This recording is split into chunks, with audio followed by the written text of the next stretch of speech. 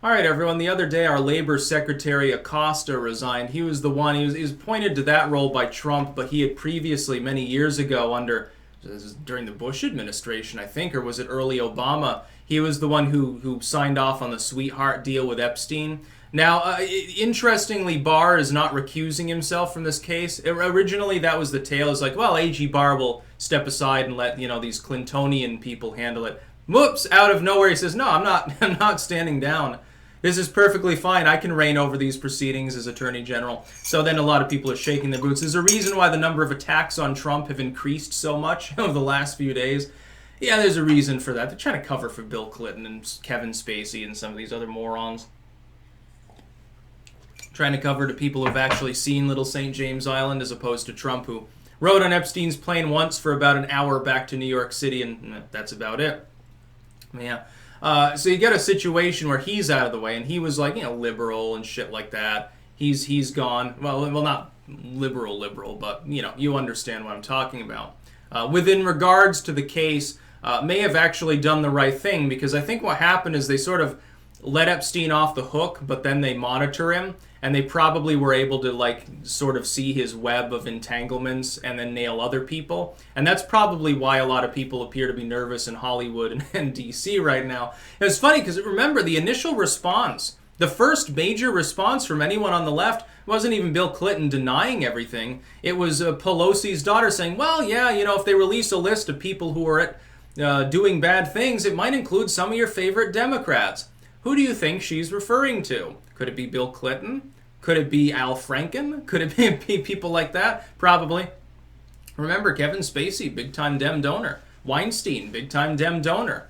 Big-time Clinton elbow rubber. Trump did too. I think the reason Trump knew better than to tangle too much with these people, because he knew that they were crooked. This is my operative belief from day one when he announced, was that he had an advantage because he knew where the skeletons were hidden. He knew where the bodies were buried. And he had probably, because this is my reading of Trump as an individual, he probably tried to pretend to be friendly with people, get them drunk in many cases, probably, because he's stone cold sober, I guess, get info on them, just sort of remember it forever, but then sort of push people away, keep them at an arm's distance and not hang out with them too much. I don't think that Trump's ever been interested in anything illicit. It's obvious that he likes women, younger women, but I mean, Melania was legal at the time. As far as I know, there's no legitimate claim that's ever been fleshed out by any form of evidence that he's ever sexually assaulted anyone, adult or otherwise. There's evidence that he's a bit of a piggish man who really likes models, and he fucked Stormy Daniels, supposedly for money. Okay, maybe kind of illegal. Who cares, though? That was kind of her job. That wasn't it? Having sex for money as a porn star. Trump said, well, yeah, give me some of that pussy. And, he fucking, does his thing. And then she comes out and she, apparently has recanted a lot of what she said anyway. Like the Yeti pubes. I guess he doesn't actually have a mushroom-shaped penis, which is... I can't even think about that episode without laughing. That was like the greatest thing ever. I can't wait, because I hope that Trump is reelected. I hope that. Because it means 4 more years of crazy shit. And it means it'll probably get even more funny. Can you imagine, with Trump, when he's not looking forward to re-election, he's like, well, this is the last few years in office. I don't have to worry about being re-elected anymore. I can do whatever the fuck I want, and I don't even give a shit. Can you imagine it? He's going to go even more off the rails, I think. Either that, or he'll try to be normal and say, okay, now the act is up, everyone. I've been normal this whole time. I know how to read a teleprompter. Yeah, I just did that to get elected. Fuck off. I hope he doesn't do that. I hope he goes in the other direction, gets even more crazy. Some of the stuff he posts, like when he attacked Elizabeth Warren the other day, and people were like, oh my god, he's come completely unhinged. And I'm like, yes! I hope so. I wish that he would get just a little bit of dementia, like maybe Reagan when he was running, like a year into his second term. Reagan was just a little bit befuddled and off the wall, but ultimately, he was sane and everything, able to do his job. It's really once he leaves office that he, unfortunately, got really bad dementia. By the way, the Reagan mystique, I don't understand why people worship him. Mostly the boomer neocons do. They're like, oh, Reagan, the best thing ever. Well, Reagan was a globalist. He's all right. He did some good things, but invaded countries randomly, I guess. Armed communist groups in South America, but okay. Central America, rather. But Acosta is out. That's probably a good thing because the optics of it aren't good. It's like, okay, here you've got this dude.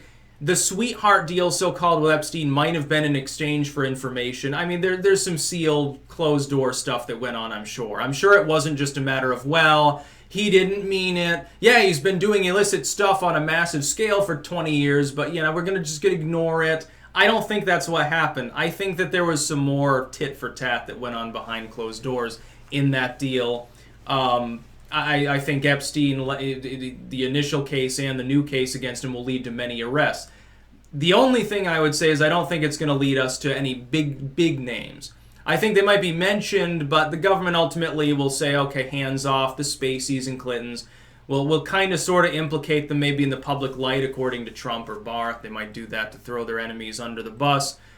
Pave the road in front of them for 2020, but then ultimately not much will be done. They'll go after the little fish instead of the big sharks, so to speak. That makes sense. I mean, why would Acosta stick around? You can't have someone in your administration that's a lightning rod for criticism. That's why Sessions was let go of. That's why most of the people that were in his initial cabinet are gone. Mattis got kicked. I mean, he was one of the most well-liked of all. He's gone too.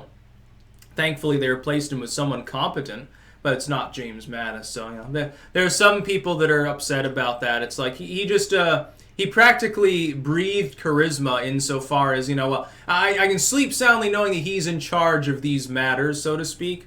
Although he wasn't aging very gracefully. He looked like a ghoul at some point, probably from the stress of dealing with Trump. In admission, his cabinet members are treated differently from a normal presidential cabinet. I think with Obama and Bush and something, they give their report, but ultimately they have a great deal of latitude. Trump seems to be the sort of person who micromanages a bit at times. He's probably not the greatest boss in the world. And I don't think that's all just his persona from his show there. I don't think it's all that. I think that is really, at least in part, how he is like. Because he likes to have control of his surroundings. He is a little anally retentive about that, which is to his credit more than his detriment. That's a good thing. It obviously has worked considering his net worth and the number of buildings he owns. That's about all. Peace out.